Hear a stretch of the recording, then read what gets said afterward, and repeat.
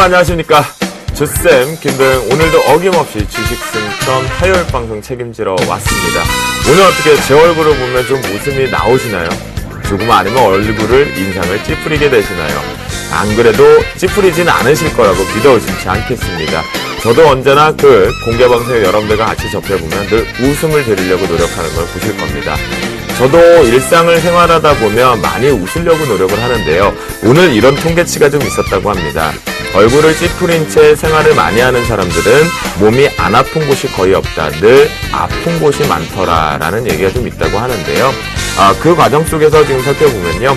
건강을 지키기 위해서는 늘 웃음이 필요하다고 합니다.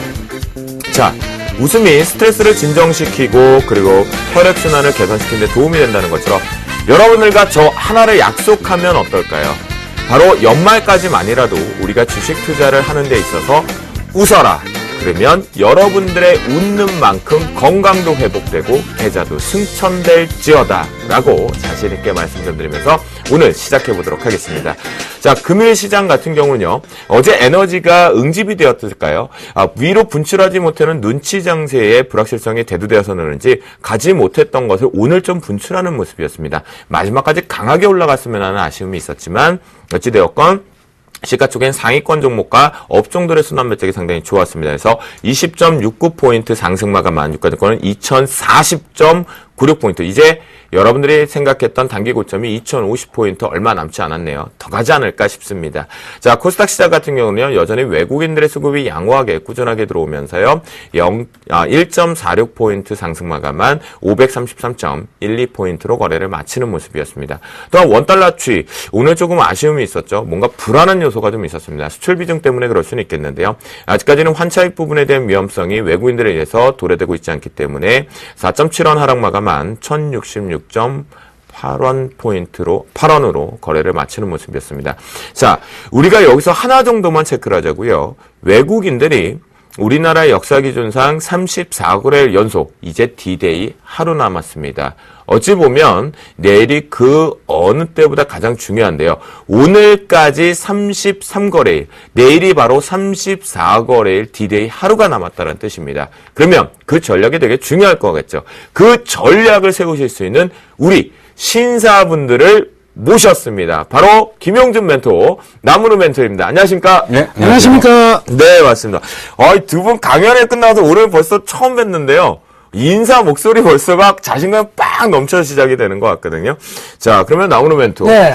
강연회 분위기는 어땠고, 저야 같이 있었으니까 알지만, 네. 아시겠다시피 강연회 분위기 폭발적이었습니다. 오신 분들, 감사합니다. 예, 앞으로도 계속 와주셨으면 좋겠고요. 저희가 항상 준비를 많이 해서 여러분들의 투자에 훨씬 더 많은 도움이 되도록 계속 노력하겠습니다. 부족한 부분이 있더라도요. 다음번엔 더 잘하겠지 이렇게 생각하시면 되겠고요. 저 따라 오신 분들 뿐만이 아니라 우리 멘토들 각각의 분들에서 많은 이야기를 나누셨던 분들은 축하드립니다. 이제 세미나에 오신 분들 제가 뭐라고 그랬습니까? 외국인들은 누구 돈 따먹으러 왔다? 개인 돈. 기관들은 누구 돈 따먹기가 제일 쉽다? 개인.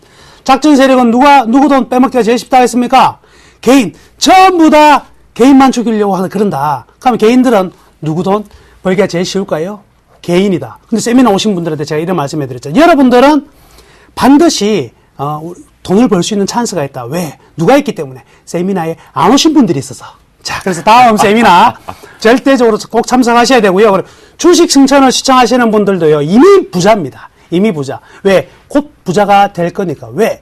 주식 승천 안 본 사람이 보신 분들, 여러분들의 종목을 더 비싼 가격에 사줄 거거든요. 네. 파이팅입니다. 더 많이 벌 수 있는 찬스가 계속 진행된다. 그래요. 맞습니다. 정말 저도 남은우 멘토님 의견에 절대 100만 번 동감하는 부분입니다. 분명한 것은 노력하는 자에게는 기회가 오고 그 기회의 기준점은 주식 투자자에게는 분명히 계좌가 승천되는 열매가 올 것이라는 생각이 듭니다. 자, 그러면 이에 맞서는 우리 신사님이십니다. 요즘 교수님을 안 불러드렸더니 그날 강연을 끝나시고 피로를 한 번에 싹 풀고 가시더라고요. 일요일임에도 불구하고. 자, 김용준 멘토님. 예. 네. 저는 오늘 그냥 저희는 하루 종일 야구만 봤습니다. 오늘 유현진이 야구 이긴 거 아셨나요? 네, 알고 있었습니다. 7회까지 완전하게 퍼펙트로 끝냈고 안타 3개만 딱 맞았는데 네. 완전하게 이겼습니다. 그래서 오늘 장이 폭등을 갈 거라고 기대했는데. 아니 뭐 저희는 이제 뭐 지수 올라가고 그런 건 상관없고요. 아, 네. 예, 그러니까 유현진이 야구 보다가 끝나고서 보니까 종목들이 올라가 있더라고요. 네. 뭐 신경 쓸 거 없는 거죠, 그러게요. 뭐. 그러니까 먼 일이 있어도 우리 네. 종목만 가니까 네. 지수야 가든지 말든지 부채 한도가 문제가 생기든지 말든지. 그리고 그런 생각을 잠깐 해봤어요. 어떤가요? 유현진이가 만약에 코스닥 종목 하나 투자하면 대박 나지 않을까.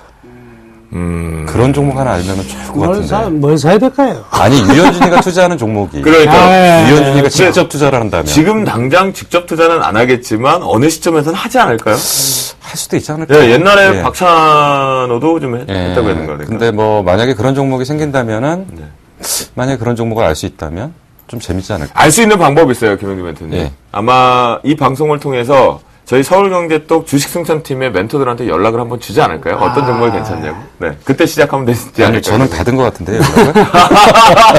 받으셨으니까 벌써. 아, 알겠습니다. 혼자 그래요. 먹기 없기.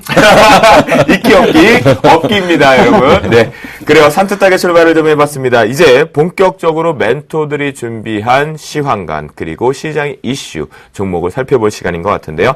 샘플러스 가족분들의 계좌를 승천시키는 그날까지 계속해서 진행됩니다. 오늘 종목 발견, 봤다, 신봤다 무엇이었는지 잠시 뒤에 화면을 통해 공개해드리도록 하겠습니다.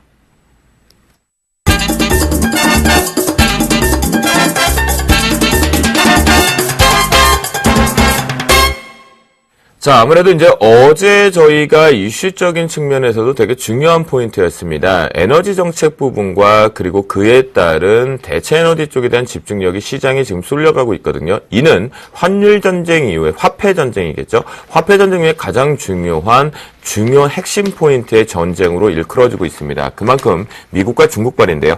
어제에 이어서 두 분과 함께 심층적으로 다뤄보도록 하겠습니다.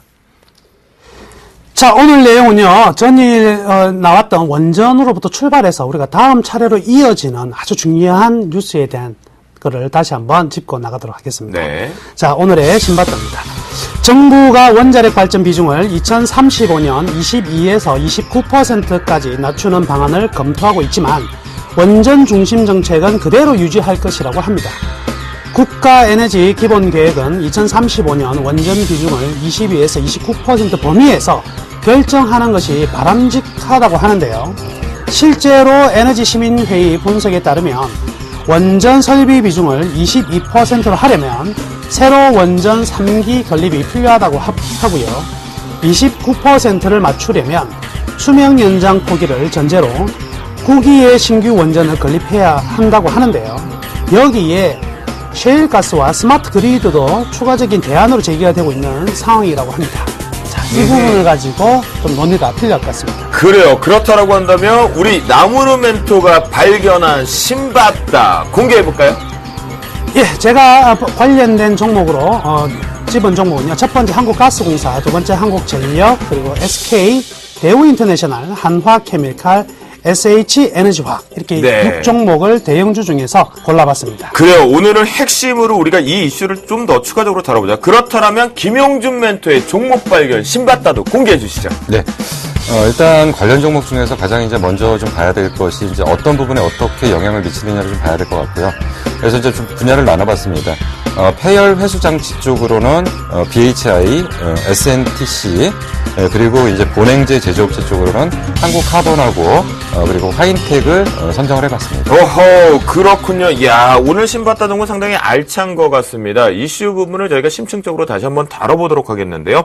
이 두 분 신사답게 전략이 중간에 숨어있는 거 많이 나올 것 같습니다. 자, 나무르 멘토, 그럼 우리가 한번 본격적으로 네. 원전에부터 시작되는 부분이니까요. 네. 상당히 에너지가 확대가 되는 부분이 있잖아요. 네, 네. 그럼 이제 출발 한번 해보죠.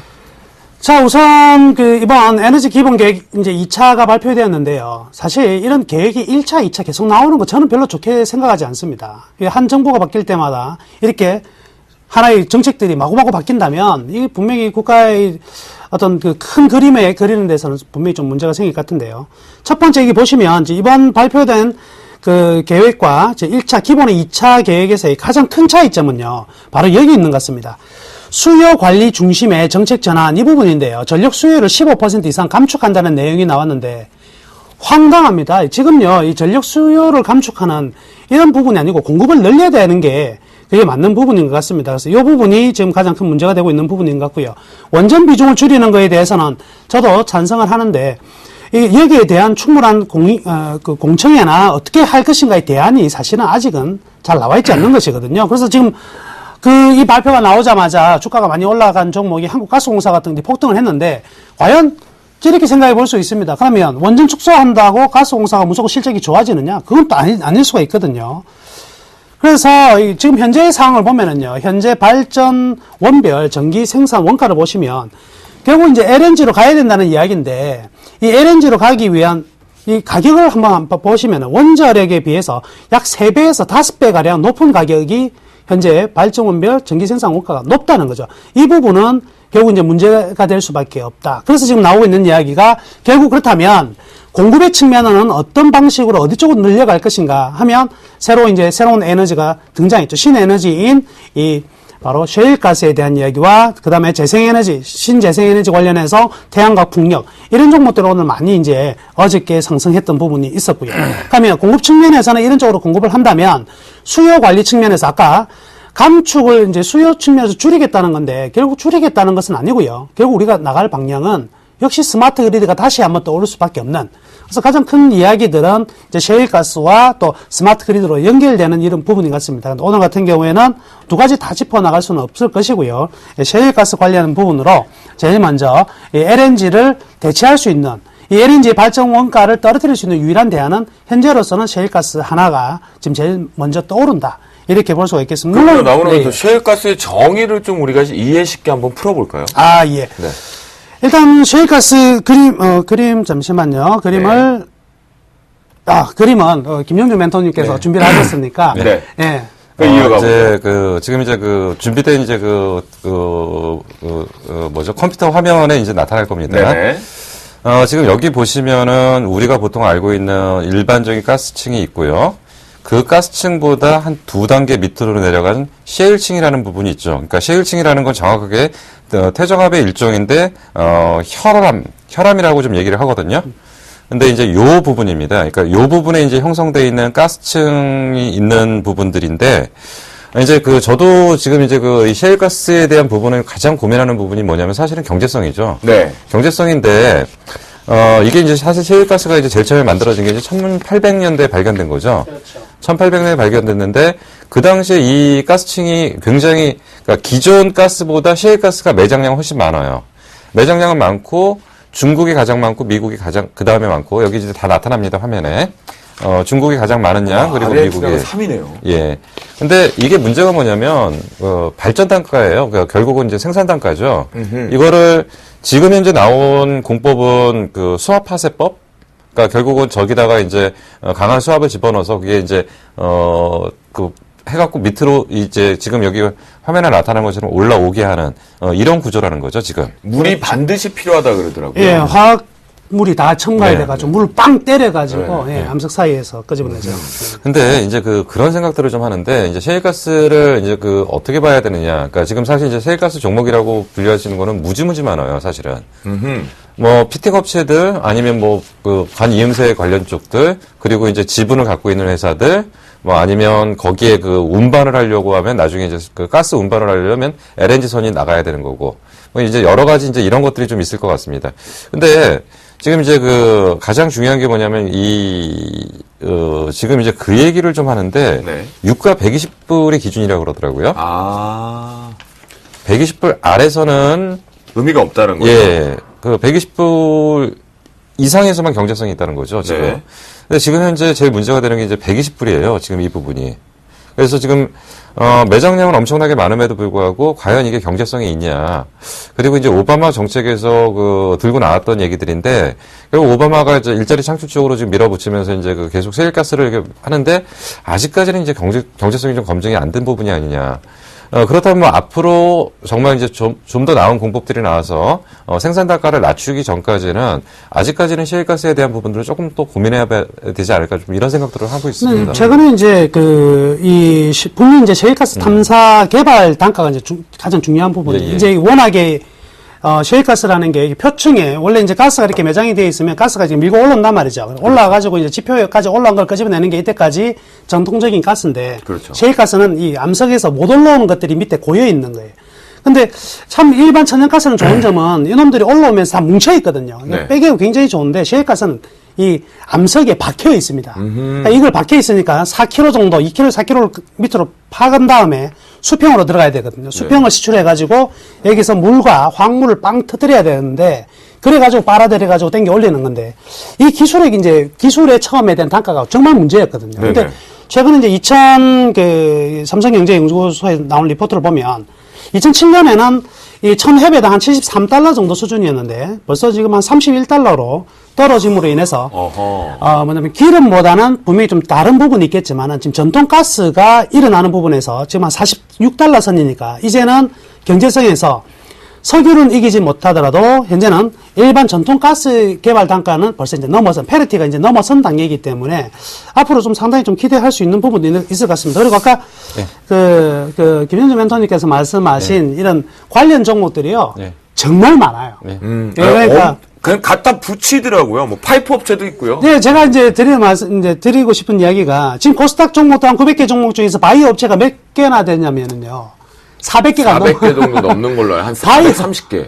맨날 나 좀 바이오 이런다. 보면. 날점 바이오. 네. 그게 이제 항상 그렇더라고요. 네. 이제 사실 바이오가 아니고 이제 분위기가 뜨면 나도 바이오라고 자꾸 문의를 네. 표현하는 건데 네. 지금 셰일가스에서도 이제 실질적인 수혜가 어느 쪽이냐. 근데 우리 이걸 고민해야 되는 게 사실 우리나라에 셰일가스 매장량이 많지 않잖아요. 네. 근데 정부에서 과연 셰일가스를 우리나라의 어떤 중요한 에너지원으로 만들고 네. 이걸 갖다 일정한 그 어떤 비중을 놓고서 밀어붙이겠다. 그럼 우리가 지분 갖고 있는 몇몇 것들이 있는데 네. 그걸 갖고서 이걸 에너지의 중요한 원으로 사용할 수 있느냐. 이건 아닌 것 같고 오히려 지금 좀 비현실적이고 우리가 오랫동안 논의가 됐던 부분이지만 사실 현실적인 부분은 러시아에서 그 파이프 꽂아다가 그렇죠. 예. 네, 그게 사실 제일 지금 맞을 것 같아요. 이 셰일가스가 제일 매장이 많이 되어 있는 나라가 중국인데 네. 중국이 가지고 있는 가장 큰 두 가지 문제점이 있어요. 그래서 바로 이게 셰일가스가 우리가 바로 연결이 되지 않는 이유 중에 하나가 반드시 아까 이야기했습니다. 물이 필요하다고 그랬는데 중국의 셰일가스 나오는 지역이 전부 다 사막이에요. 물이 없습니다. 그리고 모든 경제나 소비하는 데는 연안인데 연안까지 아직까지 연결할 수 있는 이런 막대한 부분들은 분명히 이제 리스크가 있고요. 그래서 단기간에 우리가 셰일가스 테마로 보기에는 별로 지금 가당찮다 이렇게 생각을 하는데. 자, 나무는 또 지금 제가 화면이 보여서 그러는데 우리 화면 좀 보면서 이게 매장량 규모 좀 한번 보죠. 매장량 규모로 보면은요. 네네. 중국이 지금 36조입니다. 36조 해배 메타로 가장 많은 부분을 가지고 있고 지금 미국이나 아르헨티나 실제 전 세계에 매장이 되어 있는 부분을 본다면 향후 200년간 쓸 수가 있고요. 미국의 매장량으로만 가지고도 지금 미국도 100년 정도는 쓸 수 있는 상황이거든요. 매장은 굉장히 많이 되어 있어요. 근데 아직은 중국에서 부족한 부분이 뭐냐면 역시 아까 말씀해드렸던 물 부족과 동부 연안까지 해안까지 연결할 수 있는 파이프. 그래서 굉장히 실질적으로 셰일가스의 가장 매력적인 거는 파이프로 연결해서 받아야 되거든요. 네, 그렇죠. 근데 파이프로 연결해야 되기 때문에 사실 모든 그 원천 기술 같은 경우는 캐나다도 다 가지고 있고 캐나다와 미국은 짝짝꿍해서 다 먹고 살 수가 있는데 우리 파이프 가지고 안 돼요, 이거. 그렇죠. 이 부분이 문제고 그래서 지금 돌고 있는 피팅이나 막 이런 거 가지고 이야기하는 셰일가스는 사실은요 허당이지. 허당. 그렇죠. 그럼 결국 결론이 나왔네요, 지금. 말로 하는 거고. 우리가 그나마 경쟁력을 가질 수 있는 거는 그래도 그 LNG선 만드는 기술은 있잖아요. 결국은 뭐냐면 이게 실어 올 위한 이 선박이 터지는 거예요. LNG선이 터지고 케미칼 탱커가 터지고 그렇죠. 또 하나가 뭐냐면 이 셰일가스가 폭발을 함으로 인해서 천연가스 단가가 낮아진다는 데 의미가 있습니다. 그래서 천연가스가 지금 셰일가스 등장하자마자 제일 난리가 난 데가 중국하고 러시아가 난리가 났거든요. 그렇죠. 엄청 자원 싸움 붙잖아요. 네, 러시아하고 중동 같은 경우는 가스 팔아먹다가 이제 셰일가스가 미국이 이제부터 가스 수출국이 돼가지고 세계 4위입니다, 내년이면. 그렇죠. 이런 상황이 되니까 단가가 그래서 떨어질 수밖에 그 내면에 지금 깔려있는 얘기가 그런 얘기가 있더라고요. 사실 중국이나 러시아나 이런 데를 지금 미국이 다시 한번 에너지 갖고 휘두르겠다. 그러니까 무슨 얘기냐면 사실 지금 그동안 이제 미국의 가장 강력한 무기가 뭐였냐면 화폐 가치를 유지할 수 있는 에너지의 저장이었는데 지금 그거에 대한 패권을 뺏기다 보니까 다시 그 패권을 그러니까 지금 이제 달러 가치를 담보할 수 있는 에너지원의 자기네들이 지금 가지고 있는 부분들이 자꾸 약해지니까 네. 이제 이거 셰일가스를 가지고서 그거에 대한 담보를 해서 다시금 세계 경제를 휘두르겠다라는 탈환을 해서 가져와서 주도를 하겠다는 뜻이군요. 네, 진짜 뭐 결국 이제 오페크 만든 놈도 미국 놈이에요. 오페크 저희들은 원래 이 석유 산유국들이 모여가지고 만들 생각이 전혀 없었어요. 네. 근데 얘 미국에서 너 이렇게 만들면 돈 된다. 돈 내니까 대신에 조건을 달았지 않습니까? 달러로 결제를 해라. 그렇죠. 그래가지고 가지고 있었는데 중동이 말을 잘 안 들어. 네. 원래 조지 부시한테 말 잘 들었어요. 근데 나중에 이제 그 말을 잘 안 들으니까 야 이라크 깨라 이래 되는 거잖아요. 아, 그래서 조지예요? 네. 오늘 짧게. 짧고 굵게 그려. 임팩트 있게. 결국 제가 이 화면 나올 수 네네. 있으면 하나 보시면 되겠는데. 네, 그래요. 화면 보면서 얘기 결국에 이 에너지원 변화 법칙과 셰일가스라는 이야기가 이제 하나 리포트가 나와 있는데 재밌는 것은요. 에너지 하나 큰 변화가 생기면 여기 하나의 산업이 통째로 바뀌어 나갔던 게 있었다. 바로 1800년대 산업혁명은 목탄에서 석탄으로 바뀌면서 일어났던 네. 거고 1929년의 대공황은 석탄에서 석유로 바뀌는 이제 모빌 시대, 자동차 시대로 바뀌면서 일어났는데 결국 이 한계가 어느 정도 계속 드러났다가 결국 지금 같은 경우에는 이 셰일가스나 미국의 주도로 본격적으로 아까 이제 달러의 패권을 네. 계속 유지할 수 있는 그래서 전략적으로 이 굉장히 좀 노림수가 많을 수 있을 것 같고요. 그러니까 이제 결국은 이제 그 결론은 그거죠. 그러니까 어느 나라든지 이제 에너지를 장악하느냐. 그러니까 그게 이제 말씀하신 것처럼 셰일가스가 장점이 있는 나라가 있고요. 어떤 나라는 그래서 유럽이 지금 미친 듯이 그 태양광에다 갖다 쏟아붓잖아요. 네. 그러니까 걔네들은 태양광의 강점을 가지려고 하는 거고 결국 이제 에너지 싸움인데 각각의 나라는 자기네들의 에너지원을 가져가겠죠. 네. 그렇죠. 유럽에서는 뭐 셰일가스가 매장은 많이 돼 있는 것으로 이렇게 생각하는데 전혀 뭐 경제성을 만들어낼 수가 없으니까 거의 이제 포기했다고. 그러니까 여기 해야 나온 될 자료 거고요. 보니까 아르헨티나도 상당히 높거든요. 투자하러 가야 될 것 지금 같다는 이제 생각이 이 문득 들었어요. 그 천연가스는 이렇게 아까 제가 모여 있는다 그랬는데 네. 셰일가스는요 다 퍼져 있어요. 다 퍼져 있어요. 우리나라 땅도 팔면은 나는 되게 좀 땅 좀 있으신 분도 한 파보시죠. 2kg만 파면 됩니다. 2kg만. 일단 파보면 돼요. 그 센서로 나올 수 있는 거예요. 일단 파가지고 다시 수평으로 들어가야 되는데 좀 어렵겠네. 죄송합니다. 알겠습니다. 1kg까지는 좀 무리일 것 같고. 너무 파지 마세요. 큰일 납니다. 일반 땅에다 계속 두더지고 막 만드시면 안 되고요. 아시겠죠? 근데 아직까지 우리나라의 매장량 자체는 상당히 거의 좀 불안하다, 또 불확실성이 있다, 양 자체도 좀 적다는 얘기가 있어서 아쉬움이 좀 있었어요. 자, 그렇다면 우리가 일단은 원전에서 이어가서 이 대체 쪽에 관련된 셰일가스를 집중적으로 이 두 분과 함께 기본 원리 그리고 그 정의 자체를 읽어봤거든요. 그럼 이제 종목으로 들어가야죠. 앞에도 이런 얘기 했잖아요. 결국 파이프라인 자체, 파이프 업체 같은 경우는 아니다라는 얘기를 했단 말이죠. 그에 따라서 다른 업종이 수혜를 받을 것이다. 그것을 LNG 선에서 하나를 키포인트를 잡아보자는 얘기했거든요. 본격적으로 나무르면서하고 종목 얘기 한번 들어가 보자. 예, 저는 일단 아까 그 서두에 말씀해드렸지만 이 조선 산업이 지금 이 LNG 선이 폭발입니다. 그래서 셰일가스 나오고 나서 지금 삼성중공업뿐만 아니라 지금 LNG 선이 규모가 굉장히 커졌거든요. 이거는요 바로 연결이 되는 겁니다. 또 하나 봐야 될 게 이 미국의 그 파이프 있죠. 예, 셰일가스 실어나는 파이프의 한 14% 우리나라에서 수출됩니다. 그래서 이 파이프도 분명히 직접적인 관련이 있을 것이고요. 우선 조선주 전반적으로요. 조선주 전반적으로 굉장히 좀 좋을 것 같고요. 특히 여기에 셰일가스에 반해서 우리나라에 치명적으로 좀 당하는 부분이 하나 있어요. 조심해야 될 부분이 바로 석유화학 산업입니다.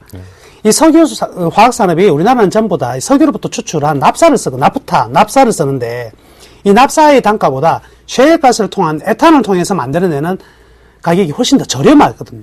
그럼 우리나라 구조가 지금 어떻게 되어 있냐면 전부 다 납사를 기준으로 우리는 생산할 수 있는 석유화학 제품을 이제 프로필렌이나 에틸렌을 만들어내는 구조로 바뀌어 있기 때문에 이 셰일가스가 미국도 이제 본격적으로요 석유화학 공장에 대해서 본격적으로 재가동하기 시작했거든요. 미국이 다 2011년 이후에 한 2년간 놀았거든요. 다시 가동시킨단 말이죠. 여기에 대해서 화학주들이 분명히 이 화학기업들이 빨리 대응을 못하면 조금 리스크가 있다. 그래서 화학업종은 위험할 수 있다는 여기서 이제 특히 에틸렌 납사를 기준으로 하는 석유화학업종은 빨리 변화를 주지 못하면 새로운 리스크가 분명히 나올 수가 있어요. 굉장히 위험이자 또 뭐 기회가 될 수도 있겠는데 이런 부분까지. 네, 저는 이제 그 화학주들이나 에너지 관련 쪽에서 특히나 이제 석유 제품을 사용하는 그 정유주들 같은 경우는 사실 부정적인 시각들이 있거든요. 앞으로 걔네들, 그러니까 워낙 이제 이놈의 그 장치 산업들이라는 게 한번 돈을 왕창 때려놓고서 그걸 회수하는데 워낙 시간들이 많이 걸리는데 워낙 큰 장치 산업이잖아요. 그렇죠. 근데 이거 회수를 잘못하게 되고 투자 의사결정 잘못하면 좀 문제가 될 것 같고요. 그래서 지금 셰일가스에 대해서는 가장 저는 중요한 포인트를 두 가지로 보고 있는데 결국은 기술입니다. 그러니까 뭐냐면 저 생산 단가를 떨어뜨릴 수 있는 기술. 분명한 건 저 기술에서 가장 앞선 기술을 갖고 있는 건 포스코죠. 네. 예. 포스코의 기술이 가장 앞서 있는 거고, 그러니까 걔네들이 얼마나 더 진전을 시켜서 우리가 매장량 없는데도 기술만 갖고 팔아먹을 수 있냐. 네. 이게 한 가지 포인트인 거고, 또 한 가지는 결국 이제 아까 말씀하신 것처럼 조선주를 중심으로 한 이동수단 방법들. 그래서 조선주가 그런 역할들을 할 거고, 그 안에 또 역할을 할 수 있는 게 뭐 보냉제 업체라고 했고, 한국카본이나 화인텍. 네, 그러면 그 종목군들을요, 예. 김용진 멘토 하나하나씩 좀 차트나 뭐 우리가 좀 보면서 얘기를 해보죠. 지금 컴퓨터가 잘 안 돼가지고. 아, 그래요? 그러면 예. 자 일단 보냉제 쪽을 얘기가 우리가 한번 스토리를 한번 풀어가 보죠. 예. 지금 일단 어쨌든 지금 보냉제 업체는 단순한 셰일가스만의 수혜주는 아니겠죠. 그렇죠. LNG 그러니까 LNG 조선 수혜주에 전반적으로 묶이는데 사실 한국카본이나 화인텍 같은 게 그동안 실적이 많이 안 나왔음에도 불구하고 주가들이 좀 상당히 많이 올라왔어요. 근데 이런 부분들이 상당히 좀 많이 좀 반영이 됐던 부분이고 네. 결국 이제 기체 상태의 가스를 액체 상태로 만드는 과정 속에서 보냉제의 역할들은 굉장히 크다라고 일단 볼 수가 있는 거죠. 저 차트 한번 보죠, 뭐. 네. 네. 한국카본. 네. 네. 근데 이제 한국카본이 이제 중기로 봤을 때 굉장히 이제 주봉으로 보면 굉장히 꾸준하게 올라오는 패턴들을 좀 보이더라는 거죠. 네. 그렇네요, 진짜. 예. 그리고 이제 화인텍 같은 경우도 좀 그렇고요. 네. 예. 네, 동성 화인텍이죠? 네. 예. 이 사명이 바뀌어갖고 사람들은 예전에 동성 화인텍을 이 화인텍으로 좀. 근데 사실 바닥권에서부터 보고는 있었는데 바닥에서 너무 이제 잡주 같은 모습들을 좀 보였지만 이제 올라오니까 좋아 보이죠. 네, 그렇죠. 예. 그리고 지금 이제 폐열 회수장치. 사실 바닥에서 놀 때 잡주 느낌일 때가 제대로 된 종목군들이 많잖아요, 김용진 멘토. 사실 그거 하고 싶어요. 잡주일 때 한 100만 주씩 사가지고. 그죠? 그만하고 싶어요. 그러니까 워낙 근데 저는 제가 개인적인 사견으로는 이 김용준 멘토하고 이 사석에서 얘기를 나눠보면 그런 데는 못 따라올 것 같아요. 네, 웬만한 애널들이. 자, 그러면 이어가 보겠습니다. 이제 보냉제 쪽으로는 이제 동성 화인텍과 한국카본 분명히 LNG선 쪽에서도 기술력이 인정받았으니까 상당히 매력 있는 위치인 것 같겠고요. 다음 종목군들을 이제 보자. 최근에 이제 사실은 가스 시추용 감속기 제조업체라고 하는 게가 있는데 사실은 얘네들이 무상도 했어요. 네. 무상도 했고 주가 움직임이 상당히 예사롭지가 않습니다. 어. 근데 최근에 너무 탄력을 받아가지고 좀 겁나기는 하는데 네. 우림 기계라고요. 아하. 이게 그렇군요. 지금 최근에 이제 이게 셰일가스 주도주로 예. 등장하면서 엄청나게 올랐습니다. 예. 그쵸. 근데 갑자기 주도됐죠. 얘네들은 실질적으로 그쪽에 관련된 장비들을 납품을 하고 있고요. 그리고 이제 회사가 나쁘지도 않고 거기다가 이제 요즘 완전히 분위기 타준 거죠. 그리고 뭐 이제 BHI, SNTC 뭐 이런 것들이 있는데 네. BHI 같은 경우 오늘 좀 갑자기 급격하게 어제부터 좀 갑자기 좀 변화들이 생기는데 네. 사실은 얘네들이 그동안 많이 빠졌어요. 많이 빠졌고 이제 처음 움직이는 것들이라 그래서 이제 단순하게 이제 셰일가스 쪽으로만 접근하실 필요는 없을 것 같고 없다. 그러니까 이런 종목들을 바닥권에서 그동안 업황이 좀 안 좋았는데 모멘텀이 좀 살면서 새롭게 좀 움직이는 거 그리고 한국카본이나 화인텍 같은 경우는 아마 조선주 쪽에서 조선 기자재 쪽에서는 가장 지금 안정적인 주가 움직임을 좀 보이고 있는 쪽에서 같이 묶어서 좀 보실 필요가 좀 있지 않을까 좀 생각이 들어요. 거기다가 또 이거 같은 경우는 이제 중공업 쪽 자체의 실적 개선이 된다면 당연히 기자재 쪽으로 해서 동반 상승도 가능한 위치인 거죠. 그렇죠. 근데 이제 저는 사실 이제 후육관관 업체도 좀 보고 있거든요. 후육관관 쪽에서 좀 보면은 사실 이제 스틸플러, 상강 M&T 이런 것들이 아직은 이제 제대로 못 받았는데 네. 얘네들은 결국 뭐 해양 플랜트니 셰일가스니 뭐 어쨌든 이런 부분에 동반적인 묶음이 좀 있을 거니까 그러니까 이렇게 나열하면 이제 종목이 이제 한없이 나옵니다. 한없이 나 그래서 안 돼요. 두 분하고 하다 보면 그래서 어렵고. 자, 그런데 마지막 이제 후판 관관 쪽으로 얘기를 하셨을 때 그 부분을 보면 저는 이제 스틸 플라워는 분명히 실적이 좋았던 기업 중에 하나인데 지금 현재 바닥이 기니까 그거 하는 정도만 체크를 한번 해보고요. 네. 김용준 멘토하고 저희가 이 부분 내용을 좀 여기서 정리를 한번 해보고요. 자, 나무는 멘토의 신봤다 종목군도 하나씩 얘기 좀 해볼까요? 지금 아까 이제 말씀해 드렸는데요. 이게 사실 셰일가스 테마주로만 본다는 거는 좀 안 맞는 것 같습니다. 그리고 자기 업에서 셰일가스 에 관련되어서 조금 더 비중이 수출이 좀 늘어난다든가 이런 경우는 있어도 셰일가스만 가진 종목은 없거든요. 네네.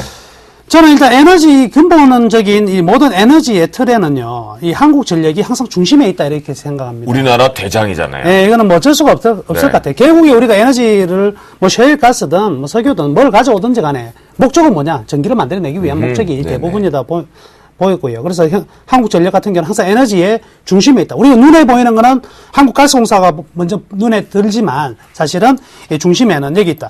어제 같은 경우에는 뭐 그 한전기술 이런 거 하한가 맞았는데요. 저는 이렇게 생각합니다. 한전기술 하한가 맞고 두산중공업도 6% 떨어졌을 때 이럴 때 사는 거예요. 걱정 안 하셔도 돼요. 이런 건 단순한 충격일 수밖에 없다. 이렇게 볼 수 있겠고요. 또 하나가 이제 뭐 많이 논의가 되는 건 SK나 SK가스, 하나케미칼 이야기는 너무 많이 들어보셨을 겁니다. 근데 또 하나 우리가 생각하게 될 게 대우 인터내셔널 같은 종목들도 좀 봐둘 필요가 있을 것 같아요. 왜냐면 아까 셰일가스라는 게 셰일가스만 가지고 우리나라에 직접적인 영향력이 있는 것이 아니라 이거는 전 세계 천연가스와 셰일가스 두 개의 전쟁이거든요. 이 두 개의 전쟁에서 새로운 돌파구가 만들어지고 새로운 판이 만들어지기 때문에 네. 이 대우 인터내셔널 같은 종목도 큰 폭의 셰일가스와 천연가스에 관련 직접적인 종목이 될 수가 있을 것 같고요. 그러면 이제 대우인터내셔널 같은 경우는요. 지금 그런 조금 추격 매수하기 좀 부담스럽지 않아요? 지금 같은 경우에는 아직은 가격 부담은 그렇게 크지 않은 것 같아요. 일단 가격 부담은 크지 않고 네. 다만 이제 그 대우 인터내셔널 같은 경우에는 셰일가스가 아니라 천연가스인데 이 다행인 점은요. 네. 셰일가스 터지기 전에 이미 그 미얀마 광구에 대해서 판매권이나 그렇죠. 가가지고 그러면 가격도 다 좋아지게. 예. 네, 가격도 다 막아놨는데 그러니까요. 이제 이 다음에 이제 뭐가 나오냐가 이제 문제가 되겠지만 현재로서는요 뭐 그런 부담은 별로. 굳이 셰일가스 때문에 부정적으로 받아들인 시그널은 좀 대우인터내셔널이 없다. 예, 그렇게 생각합니다. 그래서 뭐 대우 인터내셔널도 뭐 무난할 것 같습니다. 네, 보유하고 계신 분들은 좀 보유 의견 더 드리는 것이 좋을 것 같네요. 그리고 의외로 이제 또 시장에 가장 관심을 많이 받고 있는 종목 중에 하나가 이제 SH 에너지화. 그렇죠. 이게 한두 가지가 아니에요. 이게 또 네. 3D 프린터도 영향 받고 뭐 영향 안 받는 게 없는데 네. 이게 화학주라는 게 화학 제품을 안 만드는 게 없죠. 그러니까 때려 잡으면 다 들어가요, 테마가. 그렇죠. 그래서 요거는 지금 아직은 셰일가스의 어떤 흐름이라고 해서 무조건 갈 수 있는 부분은 아니고요. 네. 이 종목 자체에 전반적으로 엮여 있는 실적과 네. 골고루 안정성이 겸비가 되어야 이제 갈 수 있는 부분이다. 이렇게 생각하시면 될 것 같습니다. 그러니까 사실 이 셰일가스 같은 경우는 정부 정책 부분에 대한 기대감도 좀 있어서 미리 저도 이제 선취적인 관점으로 좀 봤는데 네. 이번에 움직임 등을 좀 보니까 기존의 셰일가스 테마로 형성되었던 종목군들이 강한 상승을 갔던 것이 아니라 갑자기 우림기계와 등과 같은 다른 새로운 패러다임의 종목군들이 발굴이 되면서 우상향을 갔거든요. 그러면 이 얘기는 나오면 또 이제 앞으로는 지난번에 그런 얘기 하셨잖아요. 업종과 테마가 만들어지면 똑같이 지속성은 될 수 있으나 네. 거기에 가던 대장주가 가는 건 아니다. 예, 새로운 예. 종목이 나오는 예. 거잖아요. 한국 중소형주 같은 경우에는요. 미리 예견하셨어요. 예, 미리 쫙 이 뭐냐면 준비해가지고 뻥 튀기는 이런 경우가 네. 정말 많은 것 같습니다. 지금 제가 이제 뭐 그 관련 중소형주들을 지금 뭐 저는 이제 매집하고 막 이제 나중에 대박이 나와서 뻥 튀기고 이런 능력이 없어가지고 네. 이제 주로 대형주만 이래 보고 있는데 중소형주 쪽에서도 이렇게 툭툭 튀어나오는 종목을 잘 발굴한다면 아주 높은 수익률이 나올 건데 그런 걸 발굴하는 거는요 일반 여러분들이 발굴하기는 쉽지는 않을 것이고요. 우리 이제 멘토분들 중에서 이런 거 잘 골라내시는 분들. 저 그런 거 좋아해요. 네, 김민주 멘토님 바닥에서 같은 한 바닥에서 10억씩 사갖고 네. 100억에 파는 거 그런 거 네, 좋아해요. 쭉 모았다가 이렇게 저는 못 모읍니다. 그냥 오늘 다 사야 되고. 우리 회원들 같은 경우는 좀 예담이지만 금요일 날요 전 종목 다 팔아가 한 종목으로 다 묶었습니다. 어마어마한 무모한 도전처럼 보이죠. 결과는 나중에 여러분들이 확인하실 수가 있습니다. 그래요. 결과로 확인도 해주시고요. 김용준 멘토님이 이제 10억에 사서 100억에 파시는 재주가 있으시다, 능력 있으시다고 얘기했잖아요. 저는 이제 거기서 신호등으로 한 30억에서 50억은 잘 팝니다. 근데 끝까지는 잘 안 먹는 경향이 있어서 매년 종목을 바꿔야 되다 보니까 그렇고요. 자, 그렇습니다. 저희가 셰일가스 얘기도 좀 나눠봤고요. 원전 자체 사실은 기사화 플레이였다고 합니다. 정부에서는 아직까지는 분명히 지금 대처를 해놓은 내용이 없기 때문에 그 부분 조심해야 될 것 같다라는 생각이 들고요. 자, 셰일가스 심층적으로 좀 다뤄봤으니까 지금 언급된 종목은 분명히 바닥에 살 수 있는 종목도 나온 것 같습니다. 주쌤은 찾았습니다. 내일 신호등으로도 입혀볼 예정이다라고 말씀드립니다. 자, 그러면요 이제 본격적으로요 우리 멘토분들이 여러분들의 계좌를 승천시키는 그 시간입니다. 승천주 시간인데요. 어떤 승천주가 발굴되어서 포트에 편입 시도하는지 화면으로 인사드리겠습니다.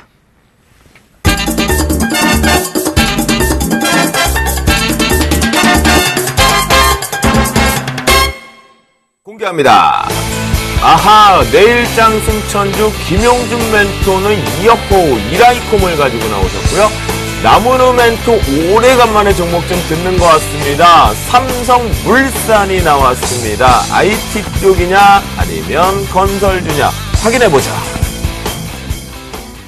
자, 그러면요, 이제 본격적으로 저희가, 김용준 멘토의 이라이콤부터 좀 들어보도록 하겠습니다. 투자 포인트 출발해볼까요? 예. 이라이콤은 제가 이제 몇 번 좀 말씀드렸던 종목이기 때문에 대충 아실 겁니다. 이제 TFT LCD BLU 쪽이죠. 그러면 TFT LCD BLU 쪽에서 얘네들이 그 차지하는 위치가 어느 정도냐면 디지털 카메라 기준으로는 전체 시장이 지금 40% 정도로 점유를 하고 있고요. 모바일 폰 기준으로는 20% 정도의 점유율을 갖고 있습니다.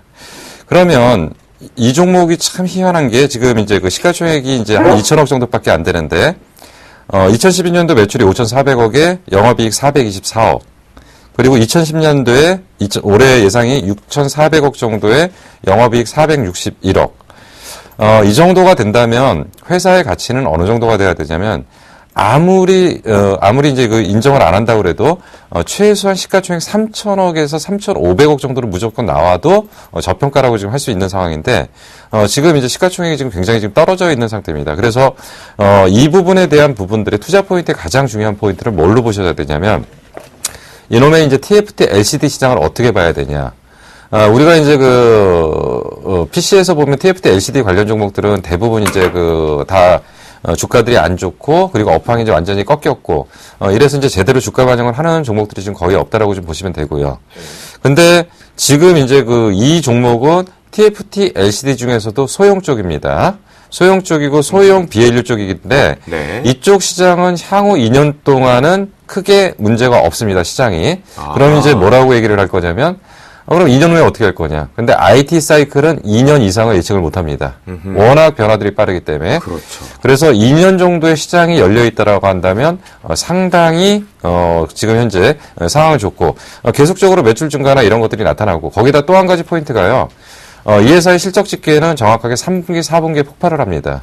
그렇기 때문에 이제부터는 앞부분에서 IT가 좋지 않았던 상황에서도 어느 정도 실적을 유지했고, 그리고 이제 본격적으로 실적이 집중되는 3, 4분기에 지금 들어왔다면 무조건 투자 포인트에 지금 접근했다라고 좀 보시면 될 것 같습니다. 그렇군요. 자, 소형 백라이트 유닛이다 보니까 2년 동안 아무 문제 없다. 실적 호전주. 실적이 되게 지금 현재 시기적으로 좋다라고 얘기를 해주셨으니까요. 자, 그러면 매매 포인트도 차트를 네. 통해서 읽어주시죠. 일단 오늘 이제 차트를 보시면서 이제 말씀을 좀 드리면 오늘 이제 음봉이 크게 하나 떨어졌죠. 음봉이 크게 하나 떨어졌는데 보통 뭐라고 그러시냐면 이러면 차트가 안 좋기 때문에 안 들어가시잖아요. 그렇죠. 근데 이제 네, 맞아요. 차트 안 좋을 때 계세요, 예, 차트 안 좋을 때 사는 겁니다. 그리고 이제 항상 뭐라고 얘기하시냐면 여기 이동평균선 밀집 구간 있죠. 네. 요거 무너지면 안 되는 거잖아요. 그렇죠. 그거는 일반인들 생각이고요. 그렇죠. 개인 투자자분들. 예. 네. 왜냐하면 얘네들은 이걸 무너뜨려야지 일반인들 물량이 나오니까 그 물량 받아가겠죠. 그렇죠. 근데 우리 좀 살짝 물려주자고요. 네. 왜냐하면 지금 현재가에 매수하시죠. 왜냐하면 주식은 안 물리고는 돈을 못 봅니다. 살짝 물려주는 게 좋아요. 살짝 물려주기 때문에 일단 지금 17,350원인데 지금 사서 네. 무너지는 거 한번 보죠 뭐. 그리고 만약에 돈 되면 더 들어가면 되고요. 네, 그래요. 이 정도면 충분히 문제가 없을 종목 같고요.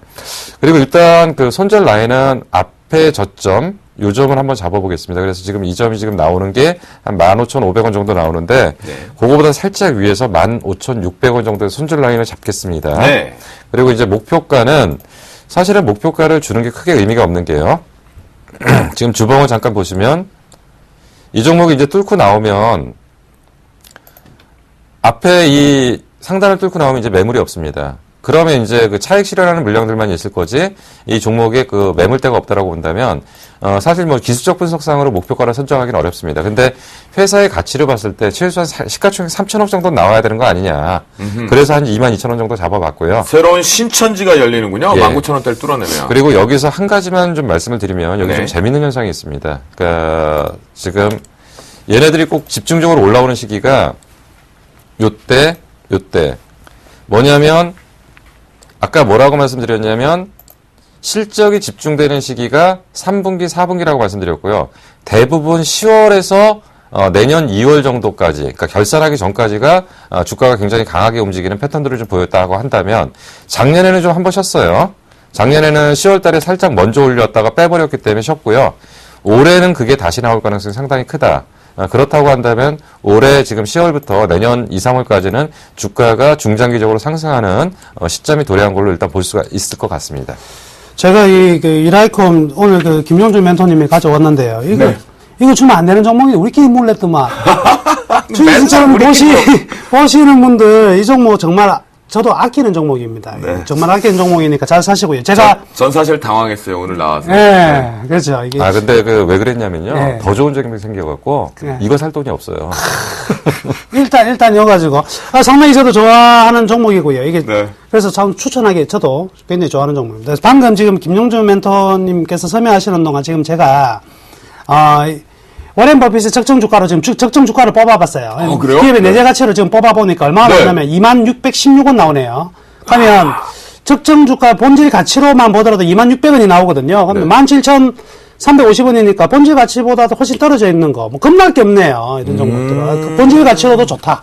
이렇게 자, 일단 사고 보자. 말씀드릴게요. 오케이, 알겠습니다. 자, 그러면 이에 맞서는 우리 나무르멘토의 종목. 자, 출발 한번 해보면 삼성물산이거든요. 예, 삼성물산입니다.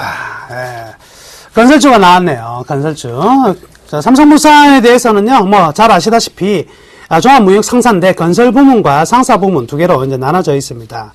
이제 문제는요, 이 국내 건설 시장에서는 7% 차지하고 있지만, 점유율에, 해외 건설 수주에서는요, 올해 상반기에 전체 국내 기업의 28%를 차지할 정도로 굉장히 좋았고요. 향후 전망으로는 지금 이 분위기가요, 이게 삼성 엔지니어링에 지분을 계속 매입하는 중이거든요. 나중에 삼성 엔지니어링에서 향후 3자 배송 유상증자를 하게 된다면 삼성물산에서 참가할 가능성이 굉장히 좀 많아집니다. 현재 하반기 이제 화성 17라인, 반도체 공정이죠. 호주 프로젝트 기성이 이제 본격적으로 시작될 것이기 때문에 실적 개선이 기대가 되는데, 호주 프로젝트가 상당히 재밌습니다. 규모는 어마어마한데 과연 남을 수 있느냐, 이 부분에 굉장히 의문을 많이 던져줬거든요. 호주에 관련된 내용이고요. 예.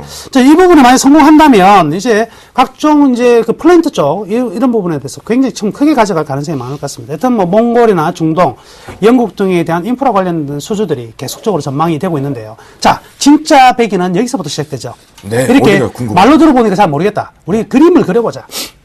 이게 뭐냐면 지난 10년간의 삼성물산의 매출액과 영업이익과 당기순이익을 한 표로 제가 만들어 봤습니다. 네. 자, 건설주들이요, 이렇게 쉬지 않고 매출이 이렇게 급격히 올라가는 기업들 흔치 않습니다. 드물죠. 지금 그리고 영업이익과 당기순이익을 보시면 빨간색과 검정색으로 나와 있는데, 지금 2009년, 2007년, 2004년 통틀어 가지고 지금처럼 높은 타이밍이 없죠. 가장 지금 초호황기를 누리고 있는 것은 분명한 사실이다.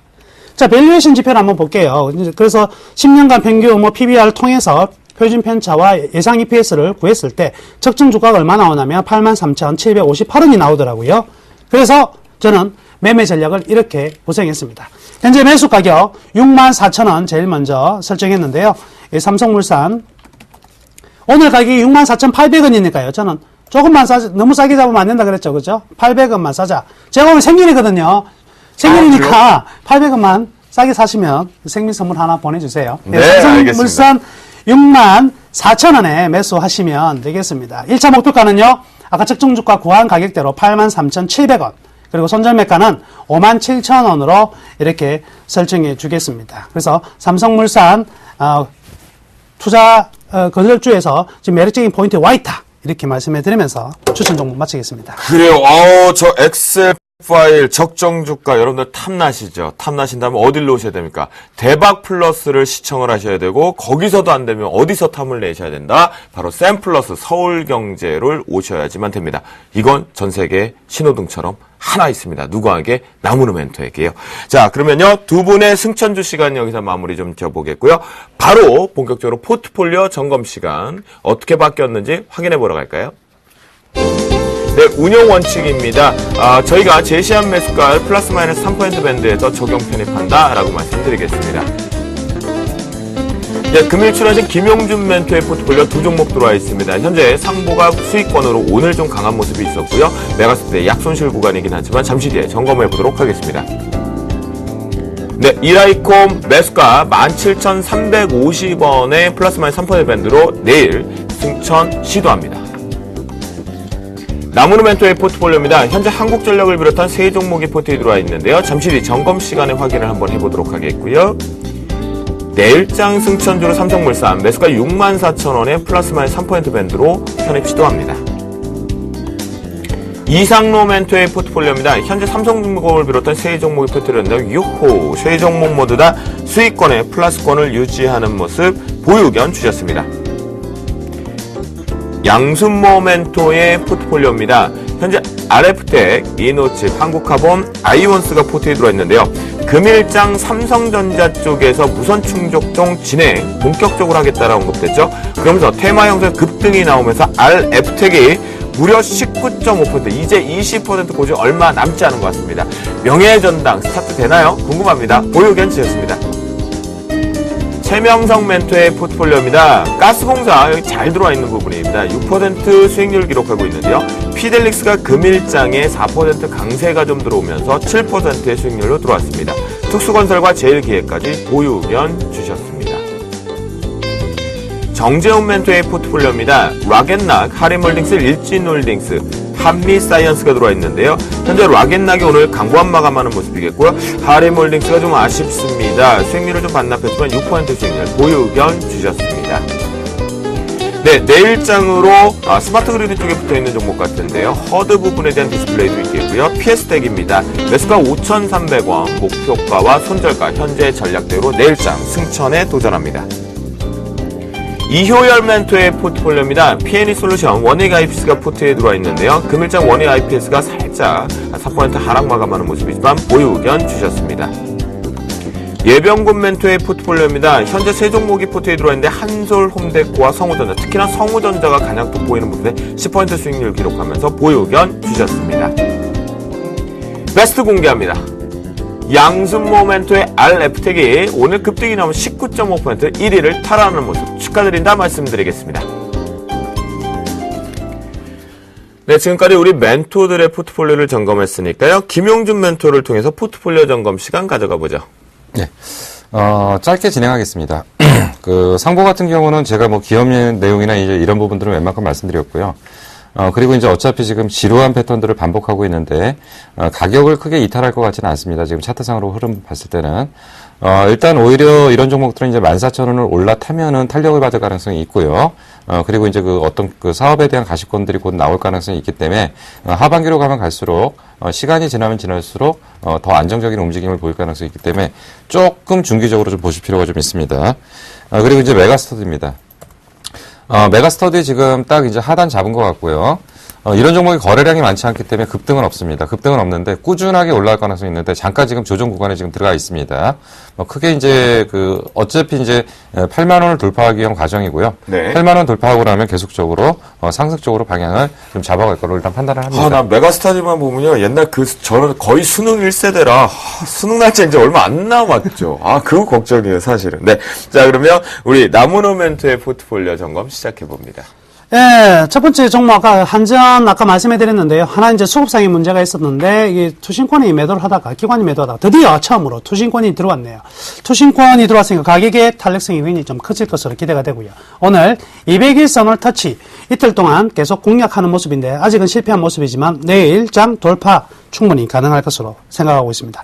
두산중공업 같은 경우는 전일 외국인 기관 동시다발적으로 투매에 나서면서 장중에 한 7%권까지 하락했던 모습이 나왔거든요. 근데 아까 말씀해드렸다시피 원전 이상 없다에 대한 리포트가 다시 한번 나오면서 오늘 3.36% 상승하면서 일단 탄력성 있는 흐름들 충분히 나타나고 있는 상황입니다. 마지막으로 이제 웅진케미칼의 경우에도요. 네. 굉장히 더딘 모습입니다. 지금 M&A 되고 나서 가격이 매수 가격이 2만 원이라 그랬지 않습니까? 현재 만 원대에서 계속 움직이고 있는데 이 만 원권에서 이제는 하나쯤은 이번 주에 좀 큰 양봉이 하나 크게 나올 자리가 되지 않았나 이렇게 생각하니까요. 계속 보유하시기를 바라겠습니다.